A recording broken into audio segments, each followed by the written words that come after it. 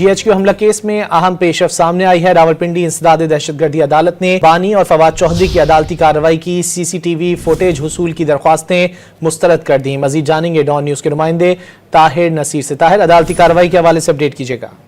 जी रजी, देखिए GHQ grade हमला केस की समाअत आज रावलपिंडी की इंसदाद दहशतगर्दी अदालत के जज अमजद अली शाह ने सेंट्रल जेल रेला में की। दौरान समाअत बानी पीटीआई फवाद चौधरी की अदालती कार्रवाई की CCTV फुटेज की दरखास्तों पर समाअत हुई थी, जिस पर अदालत ने फैसला महफूज किया था। ताहम इस दौरान प्रोसिक्यूटर जहीर शाह ने अदालत को आगाह किया कि अदालत का इलाका पंजाब हुकूमत के ज़ेर इंतजाम है। CCTV फुटेज के असूल के लिए होम डिपार्टमेंट और हाई कोर्ट इख्तियार रखती है।